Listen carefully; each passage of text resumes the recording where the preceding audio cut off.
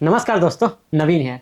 आज चलिए जो 2 टॉपिक बच गया है इक्वालिटी एंड फर्टिलिटी तो हम लोग आज उसको करेंगे। तो इक्वालिटी में देखेंगे तो प्रिएम्बल में जो लिखा गया है equality of status and of opportunity and to promote among them all. तो इसको कंप्लीट करने से पहले एक बात मैं कहना चाहूँगा। जो डॉक्टर अम्बेडकर ने ना इस पर बड़ा अच्छा ही बात बताया था कि किस तरह से हम लोग पॉलिटिकल इक्वालिटी की बात तो करते हैं और कहीं न कहीं अपनी सोसाइटी में है भी। लेकिन जब बात आती है सोशल एंड इकोनॉमिकल फ्रंट पे तो वहाँ पर हम लोग पूरे एकदम मतलब इनइक्वालिटी जो है एकदम परसिस्ट कर रहा है सिंस द एजेस। तो वो चीज़ है, तो उस पे जो वो बोलते हैं उसको मैं थोड़ा-सा आप लोग के सामने रखना चाह रहा हूँ। वो क्या कहते हैं कि our society based on graded inequality. क्या हाँ, जो अपना सोसाइटी है वो ग्रेडेड इनइक्वालिटी पे बेस्ड है, in which some have immense wealth जैसे अडानी अंबानी, तो some have immense wealth as against many in abject poverty. मतलब आप देखते होंगे गांव में, जैसे प्रशांत किशोर जी एक बड़ा अच्छा बात बोलते हैं, बिहार जो आंकड़ों में दिखता है ना उससे भी वो कहीं ज़्यादा गरीब है। तो वही मतलब डॉक्टर अम्बेडकर उस टाइम बोलते थे कि जिस तरह से अपना मतलब सोशल और इकोनॉमिक फ्रंट पर बात करिएगा तो in which some have immense wealth as against many in abject poverty. तो वो जब 26 नवंबर 1949 को जब साइन कर रहे थे और हम लोग अडॉप्ट एंड इनैक्ट कर रहे थे दिस कॉन्स्टिट्यूशन, ऐसा जब चल रहा था, तब वो बोलते हैं कि on 26 November 1949 we are going to enter into a life of contradiction. But yes, we are going to enter in the life of contradiction.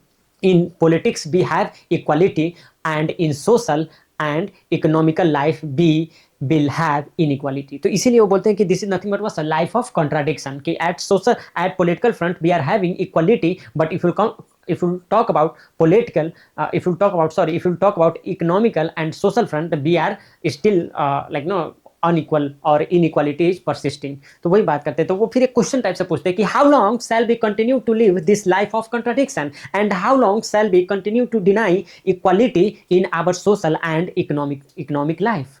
तो वही वो बोलते हैं कि मतलब कब तक इस तरह से चलेगा कि आप डिनाई करेंगे सोशल एंड इकोनॉमिकल इक्वालिटी को देने से, कब तक आप डिनाई करेंगे और कब तक मतलब be as a country will live life of contradiction, कब तक हम ऐसा लाइफ ऑफ कंट्राडिक्शन में जिएंगे। तो this is how Baba Saheb was putting this things and he was adding in it further, if we continue to deny it for long, मतलब अगर ज़्यादा दिन तक इसको अगर आप डिनाई करेंगे, we will do so only by putting our political democracy in peril. अगर आप मतलब कंटिन्यूअसली आप सिर्फ पॉलिटिकल इक्वालिटी दे देंगे and social and economical equality को डिनाई करेंगे, तो आप समझिए कि अपना पॉलिटिकल डेमोक्रेसी को भी पेरिल में रखकर ही ऐसा करेंगे। अगर ज़्यादा दिन तक करेंगे तो क्यों ऐसा वो बोले, उसको थोड़ा हम लोग समझने की कोशिश करते हैं। He was saying it because of we must remove this contradiction at the earliest possible moment. What? Yes, he was saying that we must remove this contradiction at the earliest possible moment, else those who suffer from inequality will blow up the structure of political democracy which this assembly has laboriously built up. बाबा साहब ये बोले इस बात को कि जिस तरह अगर if we will not going to remove this social and economical inequality as earliest as possible, then those people who are suffering from this inequality will going to blow this political democracy structure which be laboriously build upon. ठीक है, तो वो B में वो address कर रहे थे अपने कॉन्स्टिट्यूएंट असेंबली के साथियों को। तो ये इनइक्वालिटी, अगर आपको इक्वालिटी पर कुछ भी मतलब देखना है how important this social and economical equality is, तो आप बस ये बात अगर डॉक्टर अम्बेडकर का देख लेंगे ना तो यही पूरा बड़ा अच्छे से समराइज करता है।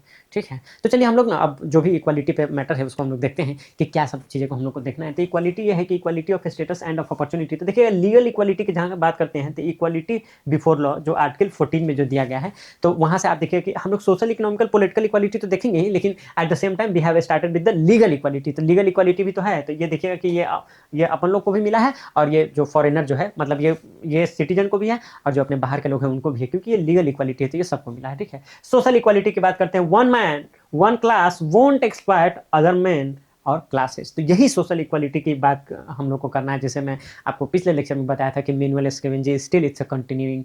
ठीक है, तो वो सब थोड़ा सा ऐसा है कि अब जैसे वो सब खत्म अगर नहीं होगा मतलब ग्राउंड पे, तब तक तो समझिए कि एज ए नेशन मतलब हम लोग तो ऐसा उतना सक्सेसफुल और विकसित भारत का तो सपना तो फिर वो अधूरा ही है। अब देखिए तो आर्टिकल 17 में देखिए एवोल्यूशन ऑफ अनटचेबिलिटी।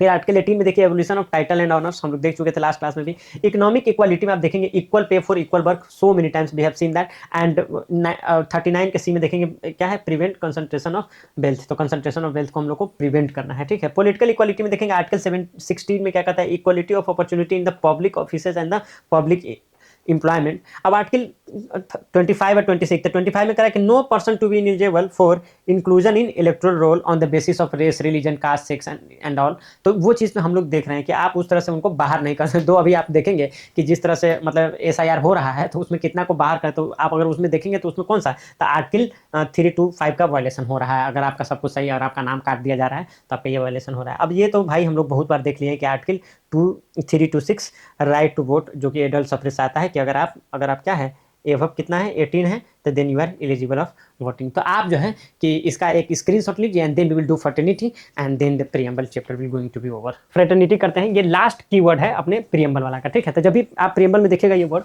फ्रेटर्निटी, तो उसमें आप देखिएगा कि क्या है, assuring the dignity of the individual and the unity and integrity of the nation. तो ये जो इंटीग्रिटी शब्द जो है ना, क्या, हाँ, ये जो इंटीग्रिटी शब्द है, तो ये जो है ना कि अपना 42nd कॉन्स्टिट्यूशनल अमेंडमेंट एक्ट से, जो कि 1976 में आया था, तो उससे ये जाकर हम लोग इसको ऐड किए थे। जिस तरह से हम लोग देखे थे पहले ही कि secular and socialist word use किए थे, तो अपार्ट फ्रॉम दैट एक और तीसरा वर्ड भी था, तो ये है। तो क्या हम लोग प्रीएम्बल को अमेंड कर सकते हैं? हाँ भाई, हो गया है, 1976 में हो गया है, तो कर ही सकते होंगे ना, तभी ना हुआ है, तो हम लोग कर सकते हैं, ठीक है ना। अमेंडमेंट हम लोग कर सकते हैं। ये क्या ये बेसिक स्ट्रक्चर का पार्ट नहीं है? आप अगर इसमें से अगर कहिए कि हम सोवरेन हटा दें, तो सोवरेनिटी नहीं हटा सकते, वो बेसिक स्ट्रक्चर का पार्ट है। डेमोक्रेटिक नहीं हटा सकते, वो बेसिक स्ट्रक्चर का पार्ट है। But if you are adding something ना, और वो भी मतलब पॉजिटिव टोन देगा कॉन्स्टिट्यूशन के, वो भी मतलब ये जो अपने फाउंडिंग फादर है उनके जो भी एम्बिशन एंड एस्पायरेशन है उसको मैच करेगा, तो ऑब्वियसली उसको आप ऐड कर सकते हैं, ठीक है। ये मतलब अमेंडमेंट इट डजंट मीन कि आप उसमें से डेमोक्रेटिक, सोवरेन, ये सब वर्ड हटा लिए, इक्वालिटी, लिबर्टी, ये सब हटा रहे थे, ये सब हटा नहीं सकते, ठीक है। तो वो है। तो फर्टर्निटी में देखिएगा ना कि ये बहुत की रोल प्ले कर रहा है, इसीलिए कि देखिए जब ये वर्ड को रखा गया, जब हमारा संविधान ये बन रहा था ना, तो उस टाइम आप देखिए ना, जो कम्युनल वायलेंस जो था ना, क्या, हाँ, ये कम्युनल वायलेंस जो है ना, ये बहुत ज़्यादा मतलब बढ़ गया था। और उस समय सही में ना ये फ्रेटर्निटी का जो ब्रदरहुड, सेंस ऑफ ब्रदरहुड का एकदम बहुत ज़रूरी था। आप देखिए कि नॉर्थ से साउथ, ईस्ट टू वेस्ट, आप जब उस टाइम जो यूनिटी एंड डाइवर्सिटी के बात जो करते थे हमारे first prime minister, unity in diversity, तो ये कहीं ना कहीं आप देखिएगा डिस्कवरी ऑफ इंडिया में वो बार बार इसका चर्चा की कि यूनिटी इन डाइवर्सिटी, हमारा कंट्री इन मेकिंग। तो ये सब इसीलिए कि भाई उस टाइम ना ये सेंस ऑफ ब्रदरहुड का बहुत ज़्यादा जरूरी था अपने कंट्री का, क्योंकि अभी तो हम लोग आज़ाद हुए थे, अभी तो we were like new born country, और इस तरह से कम्युनल वायलेंस हो रहा था ना कि मतलब ऐसा एग्जिस्टेंस क्राइसिस पर बात आ जा रहा था। तो वहाँ पर फ्रेटर्निटी जो है ना ये बहुत रोल प्ले किया। इसको हम लोग कहाँ से लिए हैं? तो फ्रेंच रेवोल्यूशन से लिए मेरे दोस्तों। जब फ्रांस में जब क्रांति हुआ ना, तो वो आप देखिएगा जो वहाँ का मोनार्क था एकदम मतलब टोटालिटेरियन मोनार्क था। तो ये टोटालिटेरियन मोनार्क के अगेंस्ट में वहाँ पर जो फ्रेंच रेवोल्यूशन, वो लोग एकदम फ्रेटर्निटी एंड ब्रदरहुड की बात कर रहे थे कि हम लोग को यूनाइट होना पड़ेगा, सेंस ऑफ ब्रदरहुड एकदम चाहिए हमको, फ्रेटर्निटी वहाँ से चाहिए हमको। तो वो वहाँ से हम लोग फ्रेंच रेवोल्यूशन से लिया। आज जो ये फ्रेटर्निटी लिया ना, तो ये मतलब accompanied by the claim of liberty and equality, कि भाई खाली फ्रेटर्निटी से नहीं होगा, हम फ्रेटर्निटी इसलिए भी चाह रहे हैं कि then we will become equal and then will have liberty. तो वो चीज़ें हैं, तो वहाँ से फ्रेंच रेवोल्यूशन से हम लोग ड्राइव करके तब जाके हम लोग यहाँ पर लिखे हैं। जिस तरह से हम लोग बात किए थे ना कि जस्टिस हम लोग रशियन रेवोल्यूशन से लिए, सोशल इकोनॉमिकल पॉलिटिकल जस्टिस हम लोग रशियन रेवोल्यूशन से लिए, उसी तरह से हम लोग ये फ्रेंच रेवोल्यूशन से, ये फ्रेंच कॉन्स्टिट्यूशन कहिए, वहाँ से हम लोग ये सब चीज़ लिए हैं। तो वहाँ से ये फ्रेटर्निटी आया है।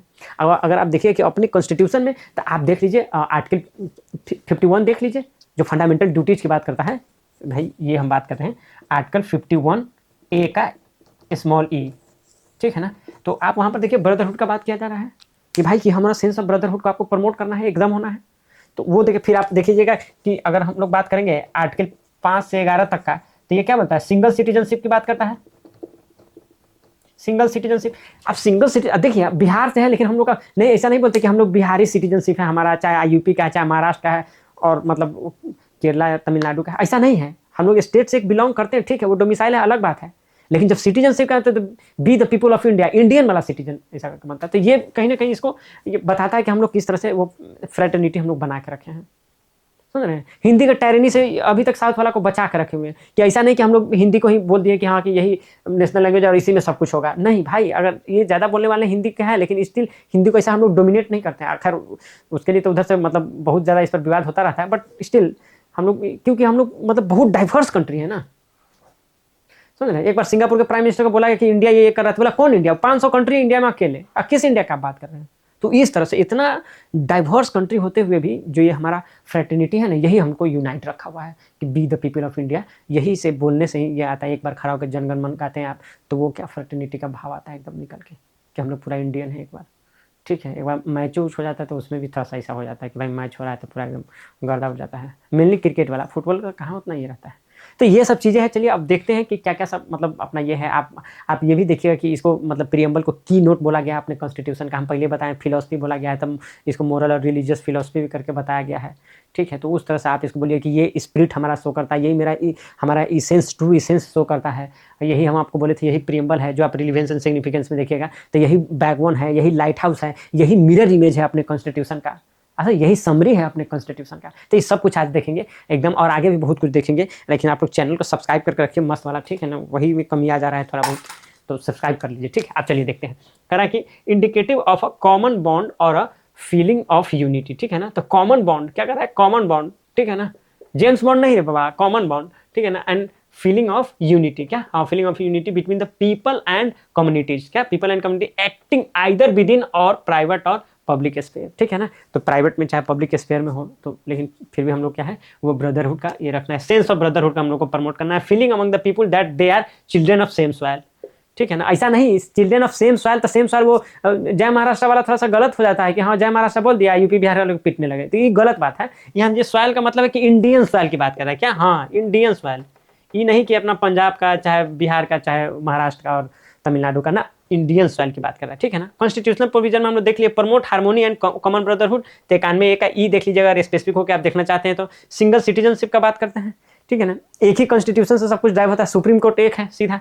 रिलेवेंस और सिग्निफिकेंस देखिएगा, प्रियम्बल का देखिए, backbone to our principle and spirit. ठीक है, तो क्या हमारा प्रिंसिपल है, क्या मतलब एस्पायरेशन रहा है हमारे फाउंडिंग फादर का, तो वो आपको यहाँ पर दिखेगा। Lighthouse for the laws, ठीक है ना, तो ये आपको बताता है कि ऐसा करके ट्रू नॉर्थ बताता है, ये आपको डायरेक्शन देता है, तो ये लाइट हाउस है। क्या करा, declares the type of polity to be created, हाँ किस टाइप का पॉलिटी हमारा होगा, तो आप देख रहे हैं ना कि सोवरेन होगा, डेमोक्रेटिक होगा, तो इस किस टाइप का पॉलिटी हमारा होगा ये डिसाइड करता है। ठीक है ना, और हम लोग क्या क्या इंश्योर करेंगे, तो यही डिसाइड करता है हमारा प्रियम्बल। ठीक है ना, कि हम लोग जस्टिस डिसाइड करेंगे, लिबर्टी देंगे अपने सिटीजन को, इक्वालिटी देंगे, देन आप देख रहे हैं तो फ्रेटर्निटी। ठीक है, अब कह रहा है कि इंटरप्रिटेटिव वैल्यू, तो देख लीजिए interpretative, whenever in doubt, क्या, हाँ whenever in doubt, whenever you are in doubt go and see preamble, then it will be going to help you to interpret our constitution. ठीक है ना, इस supreme court ही बोले बाबू, हम नहीं बोल रहे। तो ये interpretative value helps in interpretation of the constitution, तो कॉन्स्टिट्यूशन को, तो ये कब बोले थे ये इंटरप्रिटेटिव वैल्यू है, ये बोले थे केशवानंद भारती केस में। आप बेरूबारी यूनियन केस में तो 1960 वाला में आप देखे थे, 1960 वाला बेरूबारी यूनियन केस में तो देखे, तो वो कहा है कि क्या है ना कि आप जानते ही होंगे भाई, नहीं ये बात, ये तो बेसिक है एकदम। आर्टिकल 143 में क्या है, प्रेसिडेंट साहब जो है, क्या, हाँ प्रेसिडेंट साहब जो है वो पूछ सकते हैं सुप्रीम कोर्ट से कि कुछ भी उनको कॉन्स्टिट्यूशन को इंटरप्रेट करने में दिक्कत हो रहा है, तो सुप्रीम कोर्ट से पूछ सकते हैं, सीजीआई से, कि भाई कि बताइए तो इसका क्या मतलब हुआ। तो ऐसे ही मतलब एक आर्टिकल 143 में पूछे उस टाइम 1960 में अपने जो उस टाइम का प्रेसिडेंट थे कि आप बताइए कि थोड़ा सा इसका क्या ये होगा, तो बोले कि नहीं this is not the part of the constitution. बोले क्या, पहला पेज, हाँ बोले preamble is not part of the constitution. लेकिन बाद में आप देखिएगा कि कब, तो ये 1973 में अपना केशवानंद भारती केस में बोला कि नहीं बाप रे भाई, एकदम ही मतलब इंटीग्रल पार्ट ऑफ द ये है कॉन्स्टिट्यूशन है। कैसे, आप बताइए, आप खुद सोच के देखिए कि जैसे मेरे पास ये किताब है द कॉन्स्टिट्यूशन, आप पहले पेज जो रहेगा इसका प्रियम्बल, हम यही कहेंगे कि यही पार्ट किताब का नहीं है, एकदम ऐसे ही उल्टे बात ना हो गया। तो ये चीज़ तो कभी कभी तो माननीय ऑनरेबल सुप्रीम कोर्ट को भी कॉन्स्टिट्यूशन को इंटरप्रिटेट करने में गलती हो जाता है। तो आप ये मत सोचिए कि से मतलब हमको और आपको पूरा आ गया है। ठीक है, तो ये चीज़ थोड़ा सा ध्यान से, ठीक है ना। अब देखिए क्या है, scope of our sovereign democratic republic, तो ये कौन बोले, के.एम. मुंशी बोले हैं, तो ये भी कॉन्स्टिट्यूशन असेंबली में ये बरहिए थे। फिर ये देखिए सोल ऑफ द कॉन्स्टिट्यूशन, तो कौन बोले, पंडित ठाकुर दास। अब बाबा साहब क्या चीज को बोले, सोल ऑफ द कॉन्स्टिट्यूशन, तो अगर ये पूछे कि बाबा साहब किसको बोले सोल ऑफ द कॉन्स्टिट्यूशन, तो वो बोले हैं फंडामेंटल राइट का जो आर्टिकल 32 है ना, उसको बाबा साहब बोले हैं सोल ऑफ द कॉन्स्टिट्यूशन। हाँ, तो फंडामेंटल राइट कब पढ़ाओगे, तो चैनल को सब्सक्राइब कर दीजिए, अगला लेक्चर आने वाला फंडामेंटल राइट का ही। ठीक है, हाँ अब देख लीजिए, political, moral and religious philosophy, तो क्या है, तो यही है अपना प्रियम्बल है, की notes of the constitution of India. तो थैंक यू वेरी मच, आप लोगों ने देखा कि किस तरह से प्रियम्बल जो है कि खत्म हो गया। तो क्या तुम इसी तरह से बताओगे, हाँ इसको थोड़ा सा मैं कम करने का कोशिश करूंगा, ठीक है, बट स्टिल देखिए पॉलिटी ऐसा सब्जेक्ट है ना कि यहाँ पर जो है ना आप उतना एकदम मतलब स्पेसिफिक नहीं हो सकते जैसे हिस्ट्री में है, चाहे ये दो मतलब we are going for BPSC and all, but yet you can not be कि हाँ कि पॉलिटी में इतना पढ़ ले और इतने में आ जाए। पॉलिटी में मतलब वो लोग ना थोड़ा सा आगे भी पूछ लेते हैं, समझ रहे हैं? जिसे पॉलिटी में पूछ देते कि कैसे आप बताएंगे कि पार्लियामेंट जो है कि ये कंट्री के डाइवर्सिटी को रिप्रेजेंट करता है। अब बताइए ये क्वेश्चन, इस तरह का वाइड क्वेश्चन अब यूपीएससी में उस तरह से नहीं पूछा गया, अब बीपीएससी में खट से पूछ दिया गया। तो इसलिए पॉलिटी में हम लोग है ना कि मतलब उतना ज़्यादा नहीं लेकिन उतना कम भी नहीं करेंगे कि हाँ ये 2 लाइन कर ली हो गया। मतलब इतना ज़रूर कर लेंगे कि भाई कि अब देखिए थोड़ा-सा ये सुन लेने से ये होता है ना कि थोड़ा कॉन्सेप्ट भी क्लियर हो जाता है ना। अभी चारों आप ये प्रियम्बल का लेक्चर आप देख लेंगे तो आप खुद सोचेंगे कि आपका कॉन्सेप्ट इतना ज़्यादा क्लियर हो जाएगा प्रियम्बल को लेकर कि कोई भी question irrespective how you are twisting they are कि मतलब क्वेश्चन को इधर से उधर से कहीं से भी पूछते हैं, you will able to answer it very like comfortably. तो वो चीज़ें हैं।